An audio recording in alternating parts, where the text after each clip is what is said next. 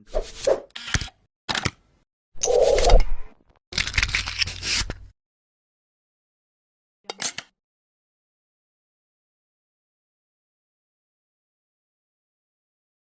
আজ আমি তোমাদের সাথে আলোচনা করব দ্রাব্যতা যে সকল বিষয়বস্তুর উপর নির্ভর করে সেই সকল বিষয়বস্তু।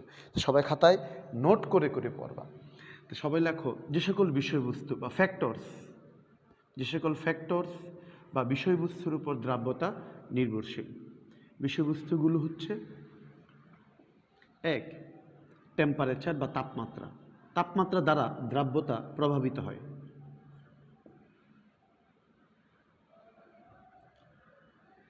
দ্বিতীয় গুরুত্বপূর্ণ ফ্যাক্টরস, পরীক্ষায় আসে এটা প্রচুর, তা হচ্ছে সম আয়ন প্রভাব, কমন আয়ন ইফেক্ট।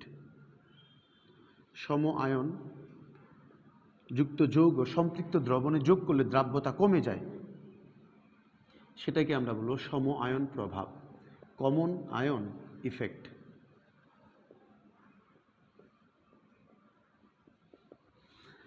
আরেকটা জিনিস হচ্ছে দ্রবণ, যে লবণটা মিশাচ্ছ সে লবণের প্রকৃতির উপর দ্রাব্যতা নির্ভরশীল। দ্রবের প্রকৃতি এবং দ্রাবকের প্রকৃতি। দ্রাবকের প্রকৃতি, তুমি পানিতে লবণ মিশাতে পারবা, কিন্তু লবণ কি তুমি বেনজিনে মিশাতে পারবা? না। তো দ্রাবকটা ইম্পর্টেন্ট। এখানে লাইক ডিজলভ লাইক নীতি আসবে। এই দুটো ফ্যাক্টরসে ডিপেন্ড করে লাইক ডিজলভ লাইক নীতি, ডিজলভ লাইক প্রিন্সিপাল। যেমন তুমি ন্যাপথালিনের যে বল, কাপড়ের মধ্যে ন্যাপথলিনের বল রাখে না, এই ন্যাপথলিনের বল যদি তুমি পানিতে দাও টপ করে পড়ে যাবে, পানির সাথে সেটা মিশবে না। কিন্তু একই ন্যাপথলিনের বল তুমি যদি বেনজিনে ডুবাও, বেনজিন অর্গানিক, ন্যাপথলিন অর্গানিক, তাহলে organic is soluble in organic solvent, তাহলে জৈব যৌগ জৈব দ্রাবকে দ্রবণীয়। তাই দেখা যাবে যে ন্যাপথলিনের বল বেনজিনে দ্রবণীয়, কিন্তু পানিতে না।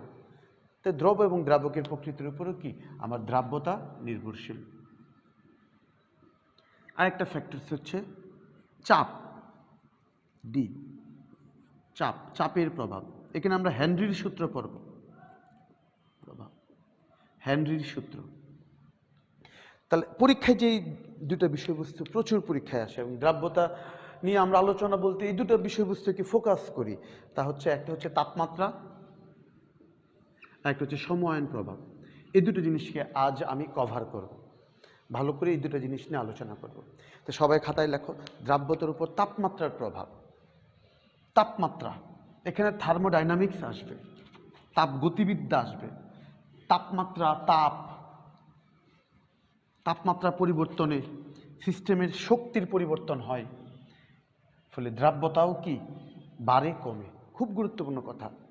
তাপমাত্রা বৃদ্ধি করলে সিস্টেমের তাপ শক্তি এটা বাড়ে অথবা কমে, তখন সিস্টেম নিজে অধিক পরিমাণ লবণ মিশায় পানিতে, ফলে দ্রাব্যতা বাড়ে। সব লবণ না, তাহলে তাপমাত্রার প্রভাব লবণের উপর ডিপেন্ডেন্ট। আমি কিছু লবণের উদাহরণ দিচ্ছি। লবণ যেমন আমি যদি নেই silver chloride, potassium iodide, silver nitrate, lead sulphide, আমি যদি নেই সোডিয়াম নাইট্রেট, এসব লবণ, এই লবণগুলো এক ক্যাটাগরি দিলাম। এসব লবণের ক্ষেত্রে দেখা যায়, এই লবণগুলো ক্ষেত্রে দেখা যায় তাদের থার্মোডাইনামিক্স, তাদের তাপগতিবিদ্যার, যদি তাদের ক্ষেত্রে আমরা তাপগতিবিদ্যা অ্যাপ্লাই করি তাহলে দেখা যায় তারা পানিতে একটা ইকুইলিব্রিয়াম তৈরি করে, সাম্যাবস্থা। কিভাবে? ধ্যান দিয়ে কথাটা শোনো সবাই। যেমন সিলভার ক্লোরাইড সলিড, সে পানিতে আয়নিত হয় সিলভার আয়ন অ্যাকোয়াস এবং ক্লোরাইড আয়ন অ্যাকোয়াস। অ্যাকোয়াস মানে তার চারপাশে পানির মলিকুলগুলো থাকে, অ্যাকোয়াস মানে কি তার চারপাশে পানির মলিকুলগুলো থাকে। তুমি পানিতে মিশালা, তাই পানিতে সে সিলভার আয়ন ক্লোরাইড আয়ন এই দিক সেদিক সে কি মিশে যাবে, কিন্তু যতটুকু মিশবে, যেহেতু সে স্বল্প দ্রবণীয় লবণ, গত ক্লাসে আলোচনা করছি, স্বল্প দ্রবণীয় লবণ দ্রবণের সাথে বা পানিতে সে মিশবে এবং বিক্রিয়াটা বিপরীতমুখী হবে। সে মিশবে আবার বিপরীতমুখী হবে এবং একটা উভয়মুখী অবস্থা সে তৈরি করবে। এবং সিলভার আয়ন এবং ক্লোরাইড একত্রিত হয়ে আবার সিলভার ক্লোরাইড সলিড তৈরি হবে। একবার সলিড হবে, একবার অ্যাকোয়াসে যাবে, একবার অ্যাকোয়াস থাকবে, একবার সলিডে যাবে এবং সে একটা সাম্যাবস্থা তৈরি করবে। দেখা যায় এই সাম্যাবস্থার তাপের পরিবর্তন ডেল এইচ এর মান পজিটিভ, অর্থাৎ এই প্রক্রিয়াটা হচ্ছে তাপ হারি। মানে যতই তুমি তাপ দিবা সিস্টেম ততই সামনের দিকে যাবে। মানে তুমি যদি এই দ্রবণের মধ্যে হিট দাও, তাপ বাড়াও, তাহলে অধিক পরিমাণ লবণ পানিতে মিশবে। কারণ কি, এই বিক্রিয়ার প্রসেস হচ্ছে তাপহারি, এন্ডোথার্মিক, তাপহারি। আর তাপহারি প্রসেসের মধ্যে তাপ বৃদ্ধি করলে বিক্রিয়া সামনের দিকে যাবে এবং অধিক পরিমাণ লবণ পানিতে মিশবে। আর আমরা সবাই জানি লবণ যতই পানিতে মিশে, লবণের পরিমাণ দ্রবণে যত বাড়ে তা দ্রাব্যতা তত বাড়ে। কারণ আমরা জানি লবণের পরিমাণেই দ্রাব্যতা, লবণের পরিমাণই হচ্ছে কি দ্রাব্যতা, যেটা মোল পার লিটার। ধরো আগে ছিল 0.1 মোল, তুমি তাপমাত্রা বাড়ানোর পর দেখা গেল 0.5 মোল বাড়ছে। মানে কি 0.1 থেকে 0.5, 0.4 তাপমাত্রা বৃদ্ধিতে বাড়ছে। তো এটা কেন হয়? তাপমাত্রা বাড়াইলে বিক্রিয়া সামনের দিকে কেন যায়? এটার পিছনের কারণ হচ্ছে তাপগতিবিদ্যা। আমরা একটা সূত্র পড়ব থার্মোডাইনামিক্সে সেকেন্ড ইয়ারে, সেটা হচ্ছে del G is equal del H minus T del S. এখানে ডেল জি হচ্ছে গিভস ফ্রি এনার্জি, ডেল এইচ হচ্ছে বিক্রিয়ার তাপ, টি হচ্ছে টেম্পারেচার, আর ডেল এস হচ্ছে এন্ট্রপি। এই এখানে এন্ট্রপিটা গুরুত্বপূর্ণ। এন্ট্রপি এই সমীকরণ থেকে আমরা পাবো গিভস ফ্রি এনার্জি। আবার বলতেছি এটা কি, গিভস ফ্রি এনার্জি। ডেল এইচ হচ্ছে বিক্রিয়ার তাপ, টি হচ্ছে তাপমাত্রা, আর ডেল এস হচ্ছে এন্ট্রপি। ধ্যান দিয়ে কথাটা শোনো, কেন বিক্রিয়াটা সামনের দিকে যাবে। তুমি যদি দ্রবণের মধ্যে তাপমাত্রা বাড়াও, তাহলে সিস্টেমের মধ্যে এন্ট্রপি বাড়বে। আর সিস্টেমের মধ্যে এন্ট্রপি যদি বাড়ে, এন্ট্রপি হচ্ছে বিশৃঙ্খলতা। সিস্টেম বিশৃঙ্খল হয়ে যাবে তাপমাত্রা বাড়ালে। তখন সিস্টেম স্থিতিশীল হওয়ার জন্য, খুবই গুরুত্বপূর্ণ কথা, সিস্টেম স্থিতিশীল হওয়ার জন্য অধিক পরিমাণ লবণকে পানিতে মিশাবে এবং তাপমাত্রা বৃদ্ধির যে প্রভাবটা সেটাকে প্রশমিত করবে, যেটাকে আমরা বলবো লা শাতিলিয়ের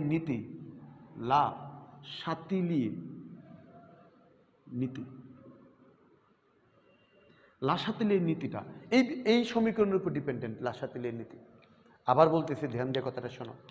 এই লবণগুলো হচ্ছে তাপহারি। এই লবণগুলোতে পানিতে মিশাও, তাহলে সে একটা উভয়মুখী অবস্থা তৈরি করে। এখন যদি তুমি এই দ্রবণের তাপমাত্রা, আগে ছিল কক্ষ তাপমাত্রা, ধরো আগের তাপমাত্রা ছিল 25 ডিগ্রি সেলসিয়াস, তখন লবণ ছিল 0.1 মোল সোডিয়াম ক্লোরাইড। তো তাপমাত্রা বাড়িয়ে তুমি যদি 60 ডিগ্রি সেলসিয়াস নাও, তাহলে দেখা গেল তুমি আরও অধিক 0.5 মোল মিশাইতে পারছো। তাহলে 0.1 থেকে 0.5, 0.4 অতিরিক্ত মিশাইতে পারতেছ। কেন? কারণ তাপমাত্রা বাড়াইছে। এই লবণগুলো তাপমাত্রা বাড়ানোর ফলে সিস্টেমের এন্ট্রপি বেড়ে যায়। কি বেড়ে যায়? এন্ট্রপি যদি বাড়ে, তখন সিস্টেম নিজে স্থিতিশীল হওয়ার জন্য, এন্ট্রপি মানে বিশৃঙ্খলতা, সিস্টেম যদি বিশৃঙ্খল হয়ে যায়, সিস্টেম শৃঙ্খল বা স্থিতিশীল হওয়ার জন্য এই সিস্টেম তখন অধিক পরিমাণ লবণ পানিতে মিশাবে এবং তাপমাত্রা বৃদ্ধির প্রভাবটাকে সে প্রশমিত করবে এবং বিক্রিয়া আবার সাম্যাবস্থায় উপনীত হবে। ফলে ডেল এইচ এর মান পজিটিভ হবে এবং বিক্রিয়াটা সামনের দিকে যাবে। তাপমাত্রা যতই বাড়াবা বিক্রিয়া সামনের দিকে যাবে এবং অধিক পরিমাণ লবণ পানিতে মিশবে। এই লবণগুলোকে আমরা বলবো তাপহারি লবণ বা এন্ডোথার্মিক। এটা লেখচিত্র কিছুক্ষণ পরে আঁকবো। এই লবণগুলোকে তাপমাত্রা বাড়ার সাথে সাথে দ্রাব্যতা দেখবো বাড়তেছে, এটা একটা ফ্যাক্টর। তারপর আমি এই লবণগুলো হচ্ছে এক ক্যাটাগরির লবণ। এরা পানিতে যতই মিশাবা তাদের দ্রবণে তাপমাত্রা বৃদ্ধির ফলে লা শাতিলিয়ের নীতি অনুযায়ী লবণ সামনের দিকে যাবে, মানে বিক্রিয়া সামনের দিকে যাবে, অধিক পরিমাণ দ্রব বা লবণ পানিতে মিশবে আর লবণ পানিতে বাড়া মানে কি দ্রাব্যতা বাড়া, কারণ আমরা জানি কি দ্রাব্যতা হচ্ছে ঘনমাত্রা বা পরিমাণ, পরিমাণ যত বাড়বে দ্রাব্যতা ততই বাড়বে। দ্বিতীয় প্রকৃতির লবণ ক্যাপিটাল বি দিয়ে লিখতেছি, এই লবণগুলো হচ্ছে তাপ উৎপাদী, তাপ উৎপাদী লবণ। হ্যাঁ, লবণ পানিতে মিশালে তাপ তৈরি করে। তোমরা নিশ্চয়ই বাড়িতে পানিতে চুন মিশাইছ, পানিতে যদি চুন মিশাও তাহলে দেখবা চুন, ক্যালসিয়াম কার্বনেট, চুনের দলা পানিতে মিশালে তাপ তৈরি করে। তাহলে তুমি ওই সিস্টেম অলরেডি বিশৃঙ্খল, সে কিন্তু আরও তাপ দাও, তা আরও বিশৃঙ্খল করো, এন্ট্রপি যদি আরও বাড়াও তাহলে সিস্টেম আর দ্রবীভূত হবে না। চুন পানিতে আর মিশবে না তাপ দিলে, কারণ সিস্টেম তাপ তৈরি করতেছে। তুমি আরও তাপ দিলে চুন না মিশে চুন আরও দলা হবে, আরও পিছনের দিকে যাবে। মানে যে লবণগুলো যেমন ক্যালসিয়াম কার্বনেট, এই ক্যালসিয়াম কার্বনেট তাপ উৎপাদী। এই ক্যালসিয়াম কার্বনেট দেখা যায় সে পানিতে মিশে ক্যালসিয়াম আয়ন অ্যাকোয়াস এবং কার্বনেট আয়ন অ্যাকোয়াস তৈরি করে। এই ক্যালসিয়াম কার্বনেটের ক্ষেত্রে দেখা যায় প্রসেসটা, ড্যালেজটা নেগেটিভ, মানে সিস্টেম যখন মিশতেছে তখনই সে এন্ট্রপি তৈরি করতেছে। এখন যদি তুমি তাপ আরও দাও তো সিস্টেম সে মিশবে না, সিস্টেম স্থিতিশীলতার জন্য বিক্রিয়া পিছনের দিকে নেবে, কারণ অলরেডি সে এন্ট্রপি তৈরি করতেছে, প্রচুর তাপ তৈরি হচ্ছে। সে কিন্তু আরও তাপ দাও, যে সিস্টেম বিশৃঙ্খল, যে সিস্টেম অস্থিতিশীল, তার মধ্যে আরও অস্থিতিশীল বাড়াও, তখন সিস্টেম রিভার্স করবে, সে সামনের দিকে যাবে না, সে পিছনের দিকে যাবে। অর্থাৎ যে সিস্টেমে অলরেডি তাপ তৈরি হচ্ছে সেখানে আরও তাপ দিলে বিক্রিয়া সামনের দিকে যাবে না, বরঞ্চ বিক্রিয়া কই যাবে? পিছনের দিকে যাবে, পিছনের দিকে যাবে। তাহলে যে সকল লবণ তাপ উৎপাদী, এসব লবণ কারা? যেমন ক্যালসিয়াম কার্বনেট, আরও আছে, এগুলো এমসিকিউতে আসে। লিথিয়াম সালফেট, তারপর হচ্ছে cerium sulphate, Ce2SO4 group 3, cerium F block মৌল সেরিয়াম গ্রুপ 3 এর, তার যোজনীগত 3, সেরিয়াম সালফেট। তো lithium sulphate, cerium sulphate, calcium carbonate এরা হচ্ছে তাপ উৎপাদী লবণ। এরা পানিতে, এই লবণগুলো পানিতে তাপ শোষণ করে না, পানিতে তাপ তৈরি করে। ফলে যতই মিশাও সে মিশবে না, বিক্রিয়া পিছনের দিকে যাবে। তাপমাত্রা বাড়াও যদি, তার বিক্রিয়া পিছনের দিকে যাবে। কিন্তু যদি ঠান্ডা করো তাহলে দেখবে অধিক পরিমাণ লবণ মিশতেছে। এখানে যদি ঠান্ডা করো, সিস্টেম তাপ তৈরি করতেছে, তুমি যদি আরও ঠান্ডা করো তাহলে দেখবে লবণ আর বেশি মিশতেছে। মানে তাপমাত্রা কমাইলে বিক্রিয়া সামনের দিকে যাবে, বাড়াইলে না। তাহলে এটা গুরুত্বপূর্ণ। এই ধরনের লবণকে আমরা বলবো তাপ উৎপাদী লবণ বা এক্সোথার্মিক বা তাপ উৎপাদী লবণ, উৎপাদী। এই দুই ধরনের লবণগুলো। এখন সবচেয়ে ইন্টারেস্টিং এক ধরনের লবণ নিয়ে আলোচনা করব। এই লবণগুলো হচ্ছে শোধক লবণ, হাইড্রেটেড সল্ট, যাদের মধ্যে পানি আছে। তারা অদ্ভুত বিহেভিয়ার দেখায়। এগুলো সবগুলো এক্সপেরিমেন্টাল, এক্সপেরিমেন্ট করে করে আমরা এই অবজারভেশনগুলো পাইছি। এই এক্সপেরিমেন্টের ধারাবাহিকতায় আমি এখন যে লবণ নিয়ে আলোচনা করব সে লবণ হচ্ছে শোধক লবণ, শোধক লবণ বা হাইড্রেটেড সল্ট, হাইড্রেটেড সল্ট। এই শোধক লবণের ক্ষেত্রে দেখা যায় তাপমাত্রা বাড়াইলে প্রথমে দ্রাব্যতা বাড়ে, কিন্তু একটা নির্দিষ্ট তাপমাত্রা যাওয়ার পর দ্রাব্যতা আবার কমতে শুরু করে। এ ধরনের লবণ কারা? এটা হচ্ছে সি ক্যাটাগরি দিলাম। এই লবণগুলো হচ্ছে যেমন গ্লোবাল লবণ, গ্লোবারের লবণ, সোডিয়াম সালফেট 10 অণু পানি, গ্রিন ভট্রিওল, ফেরাস সালফেট 7 অণু পানি ইত্যাদি। এই লবণগুলো দেখা যায় তাপমাত্রা যখন বাড়াবা দ্রাব্যতা বাড়তেছে, লবণ মিশতেছে, কিন্তু একটা তাপমাত্রা যাওয়ার পর হঠাৎ করে দ্রাব্যতা আবার কমতেছে। এবং ওই পিরিয়ডটাকে বলবো ট্রানজিশন টেম্পারেচার, পরিবৃত্ত তাপমাত্রা। এটা এখানে বুঝবা না, লেখচিত্র আঁকলে বুঝবা। তাহলে এই তিনটা লবণকে আমি যদি লেখচিত্রে দেখাই তাহলে আমরা কি পাবো? দেখো, আমি লেখচিত্র আঁকতেছি, দ্রাব্যতার লেখচিত্র, দ্রাব্যতার উপর তাপমাত্রার লেখচিত্র, দ্রাব্যতার উপর তাপমাত্রার লেখচিত্র। তাপমাত্রা বাড়াইলে কমাইলে দ্রাব্যতার পরিবর্তন হয়। লেখচিত্রের দিকে সবাই খেয়াল করবা। লেখচিত্র, এটা হচ্ছে ওয়াই এক্সিস। লেখচিত্র কি? লেখচিত্র হচ্ছে যার একটা চিত্র যার মাধ্যমে আমরা কোনো কিছু পরিবর্তনকে উল্লেখ করতে পারি। যেমন আমি যদি বলি y = এক্স স্কোয়ার, এটা একটা সমীকরণ। তো এক্সের পরিবর্তনের উপর ওয়াইয়ের পরিবর্তন নির্ভরশীল। এক্সের মান 1 হলে ওয়াইয়ের মান 1, এক্সের মান 2 হলে ওয়াইয়ের মান কত 4, এক্সের মান 3 হলে ওয়াইয়ের মান কত 9। তো এই যে 1 1 4 2 9 3 এইগুলো হচ্ছে স্থানাঙ্ক।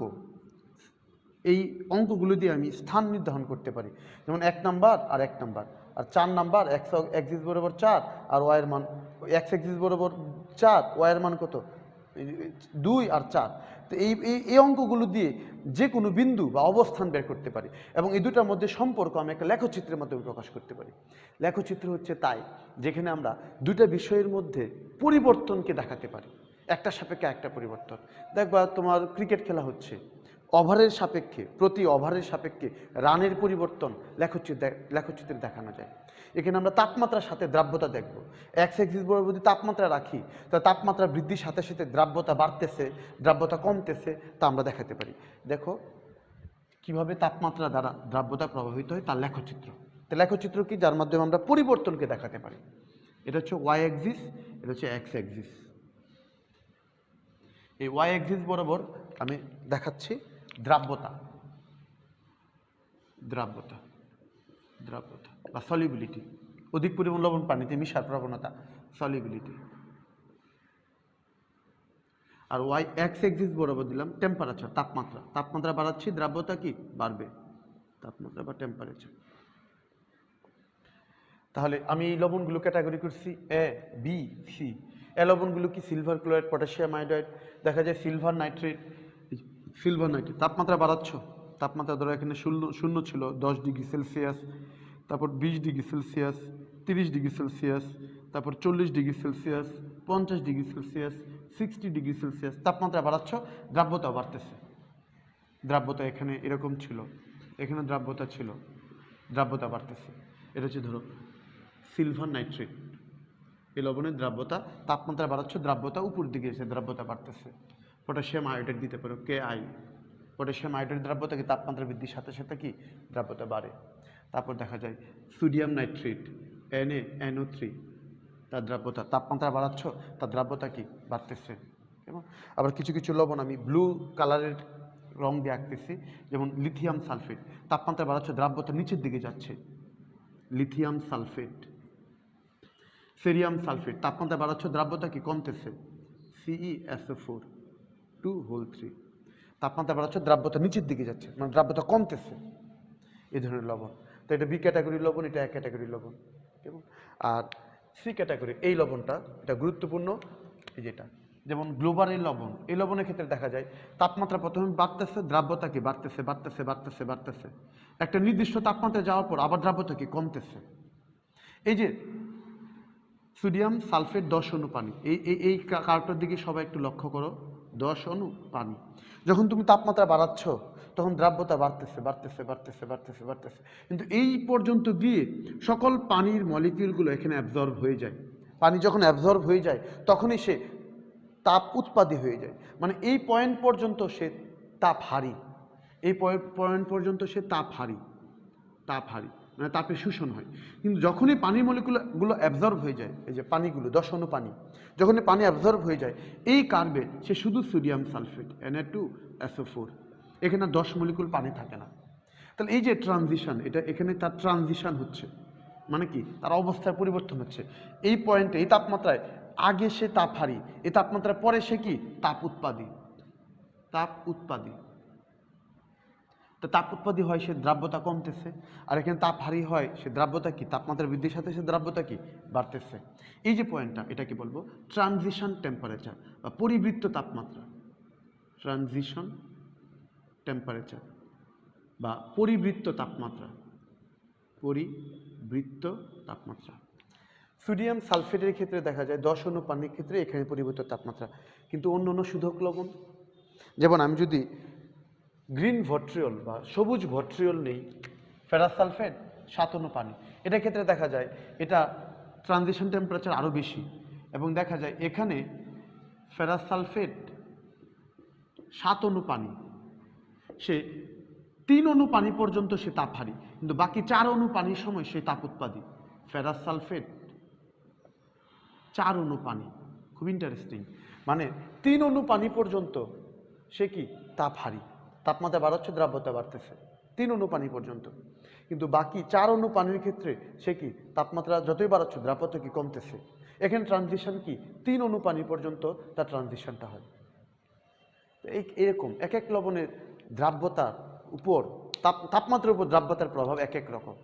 তো লবণকে আমি ক্যাটাগরি করলাম কীভাবে, একটা হচ্ছে তাপহারী, একটা হচ্ছে তাপ উৎপাদী, আরেকটা হচ্ছে শোধক লবণ, হাইড্রেটেড সল্ট, যারা পানিযুক্ত লবণ, হাইড্রেটেড বা শোধক লবণ, আর্দ্র লবণ যেটাকে বলি। তো তাদের ক্ষেত্রে ট্রানজিশনটা দেখা যায় একটা নির্দিষ্ট তাপমাত্রা পর্যন্ত একরকম থাকে, আবার তাপমাত্রার পর আবার তাদের দ্রাব্যতা চেঞ্জ হয়, এবং একটা নির্দিষ্ট তাপমাত্রা পর্যন্ত তার প্রসেস তাপহারী থাকে, এবং একটা নির্দিষ্ট তাপমাত্রার পর তার প্রসেস কি তাপ উৎপাদী হয়ে যায়। এটা হচ্ছে দ্রাব্যতার উপর তাপমাত্রার লেখচিত্র। কেমন? এখন দ্রাব্যতার উপর তাপমাত্রার গুরুত্বপূর্ণ আরেকটা ফ্যাক্টরস, তা হচ্ছে সম আয়ন প্রভাব। তো সবাই খাতার মধ্যে নতুন করে নোট করো যে দ্রাব্যতার উপর সম আয়ন প্রভাব, এটা কি নিয়ে এখন আলোচনা করো। দ্রাব্যতার উপর সম আয়ন প্রভাব।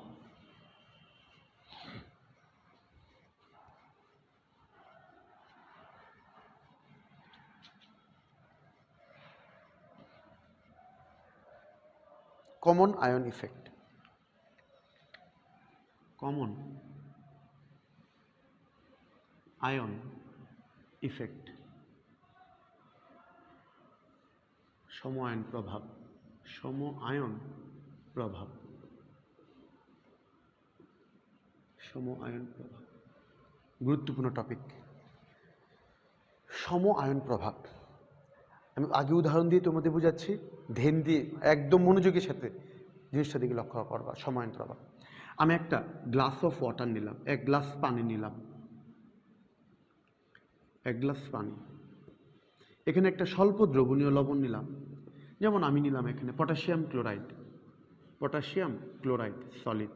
পটাশিয়াম ক্লোরাইড পানিতে একটা ইকুইলিব্রিয়াম তৈরি করে, উভমুখী অবস্থা, সে পটাশিয়াম আয়ন অ্যাকোয়াস এবং ক্লোরাইড আয়ন অ্যাকোয়াস তৈরি করবে এবং পানিতে সে মিশবে, এবং আমরা পানিতে পাবো K plus Cl minus, Cl minus K plus, পানিতে মিশবে।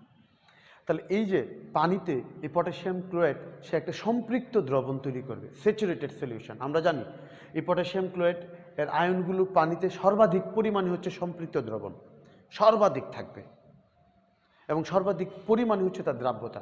ধরি তার দ্রাব্যতা, ধরো তার দ্রাব্যতা হচ্ছে 0.5 মোলার, মোল 0.5 মোল।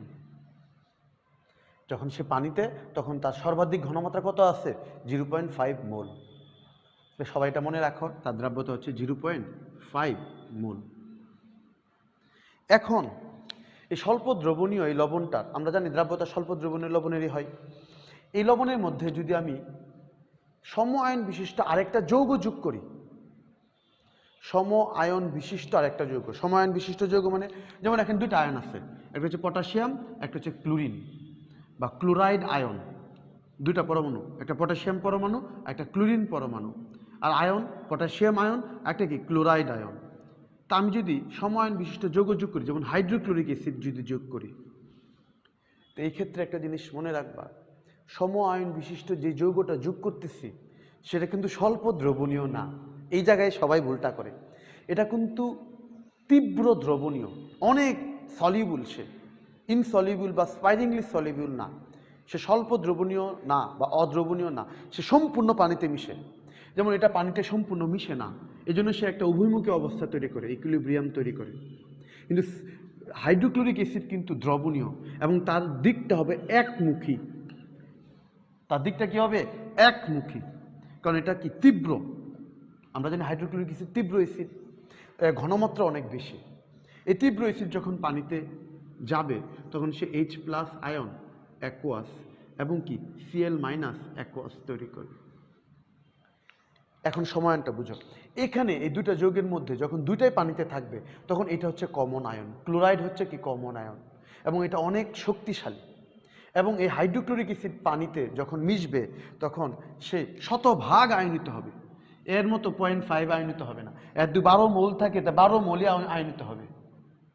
তাহলে এর দ্রবণে সে নতুন ক্লোরাইড আয়ন আর কি হাইড্রোজেন আয়ন তৈরি করবে, ক্লোরাইড আয়ন আর কি হাইড্রোজেন আয়ন তৈরি করবে।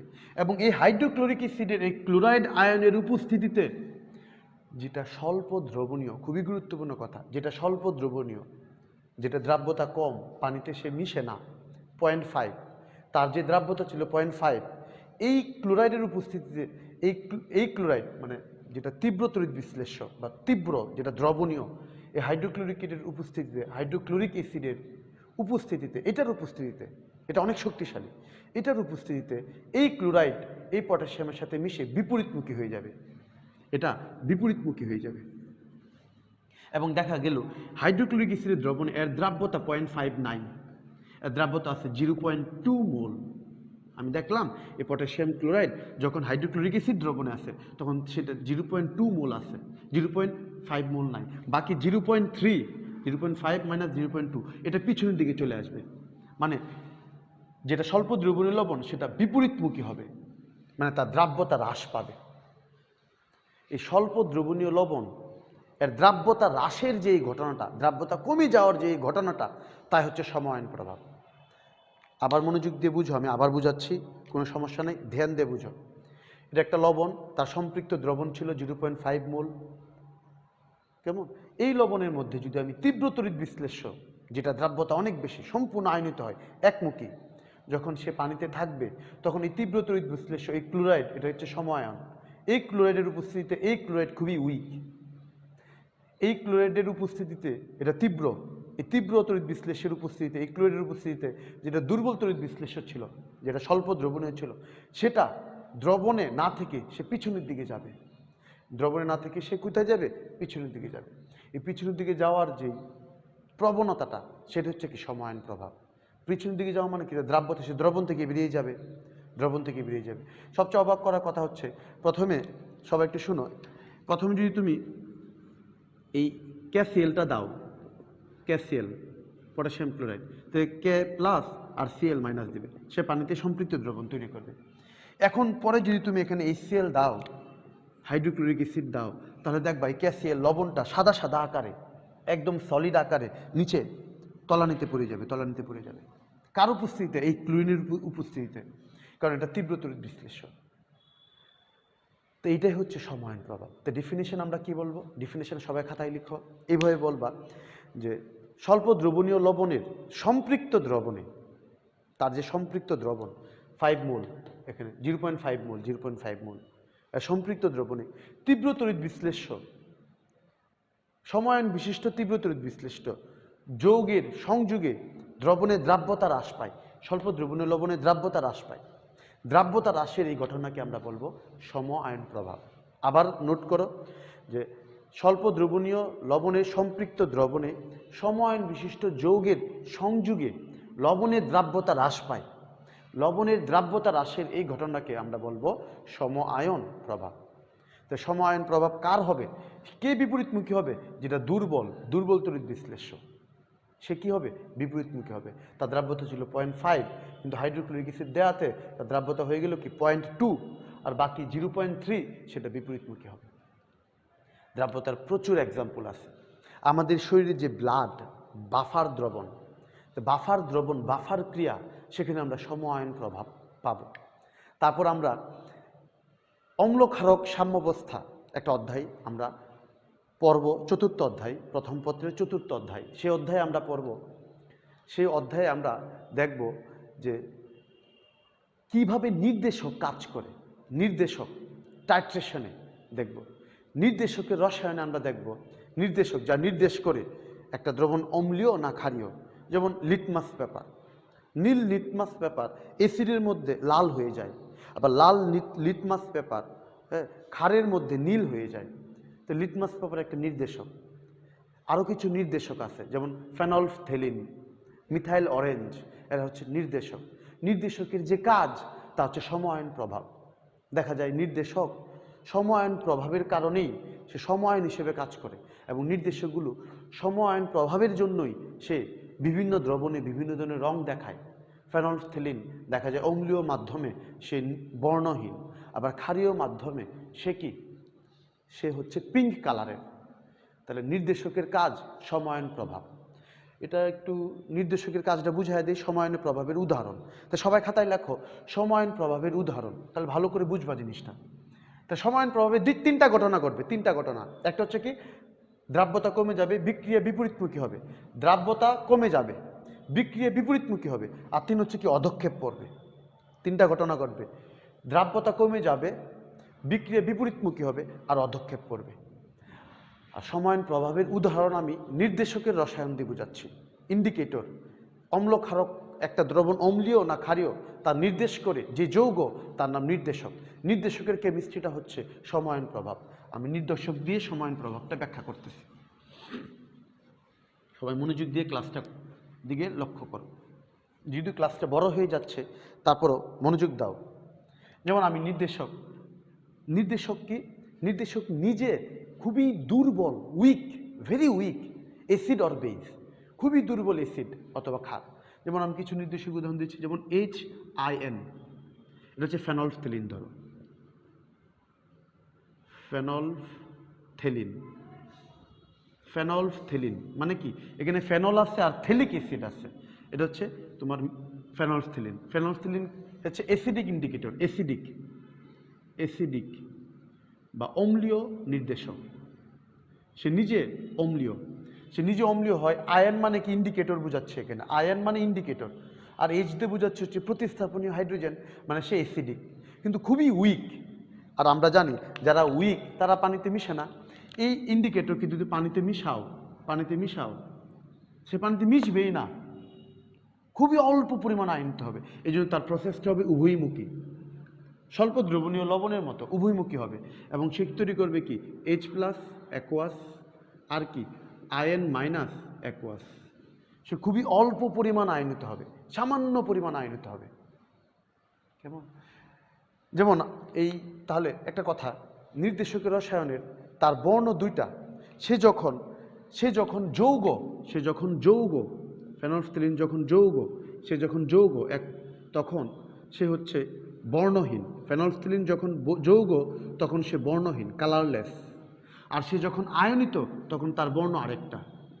সে যখন আয়নিত তখন তার বর্ণ আরেকটা, পিঙ্ক বা গোলাপি, পিঙ্ক বা গোলাপি। কথাটা দিকে ধ্যান দাও। ফেনলফথেলিন যখন যৌগ, সে যখন যৌগ আয়নিত হয় নাই তখন সে বর্ণহীন, কালারলেস। আর সে যখন আয়নিত হবে তখন সে গোলাপি বা পিঙ্ক। এই জিনিসটার দিকে একটু খেয়াল করো। এখন আমি একটা দ্রবণ নিলাম, একটা বিকার নিলাম, যেমন একটা কনিক্যাল ফ্লাস্ক নিলাম। ধ্যান দাও কথাটা দেখে। এই কনিক্যাল ফ্লাস্কের মধ্যে আমি হাইড্রোক্লোরিক অ্যাসিড ঢাললাম, HCl। এখানে হাইড্রোক্লোরিক অ্যাসিড আছে, কথাটা দেখে খুবই গুরুত্বপূর্ণ, মনোযোগ দাও। এই হাইড্রোক্লোরিক অ্যাসিড আমরা জানি পানিতে হাইড্রোক্লোরিক অ্যাসিড শতভাগ আয়নিত হয়, H+ এবং কি Cl-। এই হাইড্রোক্লোরিক অ্যাসিড শতভাগ আয়নিত অবস্থায় আছে, H+ Cl-। এখন এই দ্রবণের মধ্যে তুমি যদি একটা ড্রপার দিয়ে 1-2 ড্রপ ফেনলফথেলিন ঢেলে দাও, এই ফেনলফথেলিন তুই ঢেলে দাও, তাই ফেনলফথেলিন HIN সে আয়নিত হতে পারবে না, সে আয়নিত হবে না। কেন আয়নিত হবে না?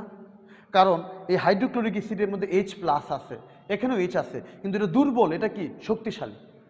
কথাটা দিয়ে ধ্যান দাও, হাইড্রোক্লোরিক অ্যাসিডটা কি শক্তিশালী, সে শতভাগ আয়নিত হয়েছে, কিন্তু এই HIN খুবই দুর্বল।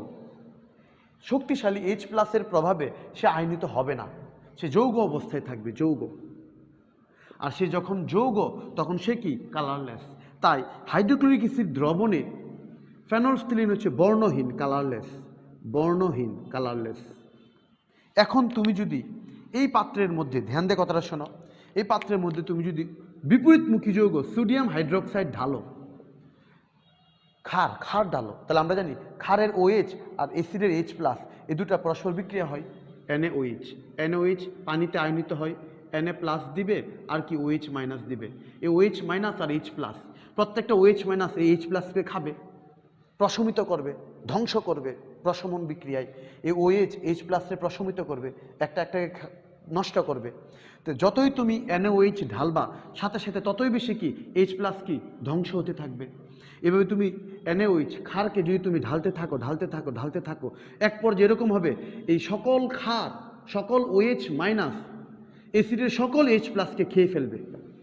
যখনই দ্রবণে সকল H+ শেষ হয়ে যাবে, অ্যাসিডের H+ যখন শেষ হয়ে যাবে, তখনই যেটা দুর্বল তড়িৎ বিশ্লেষ্য ছিল H আয়ন ফেনলফথলিন, সে বলবে যে আমার যেটা তীব্র তড়িৎ বিশ্লেষ্য এই H+ নাই, তখন সে আয়নিত হয়ে যাবে। H++ আয়ন মাইনাস, নির্দেশক আয়নিত হয়ে যাবে।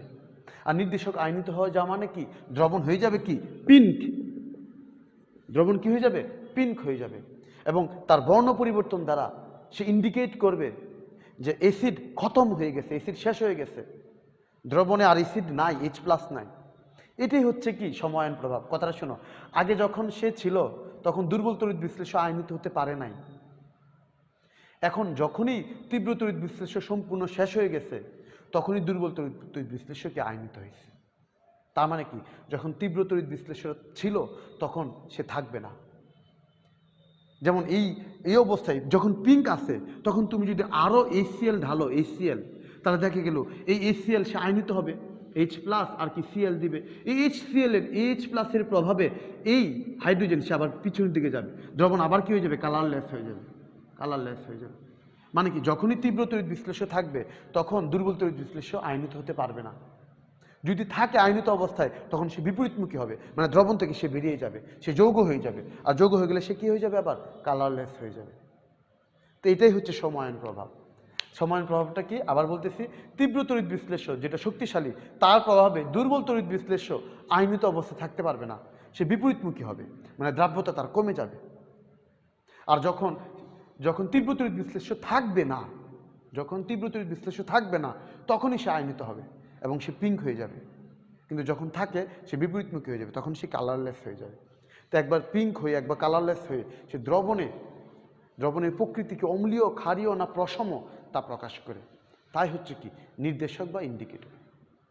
তুমি এটাকে এভাবে ভাবতে পারো, যেমন তোমাদের স্কুলে হঠাৎ তোমরা গেলা, গিয়ে দেখলা তোমাদের বড় ভাইয়েরা স্কুলের মধ্যে দাঁড়িয়ে আছে।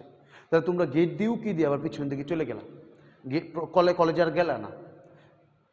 তাহলে বড় ভাইদের দেখে, তীব্র তড়িৎ বিশ্লেষ্যকে দেখে তোমার এই পিছনে চলে যাওয়ার যে ঘটনা, তাই হচ্ছে সময়ায়ন প্রভাব।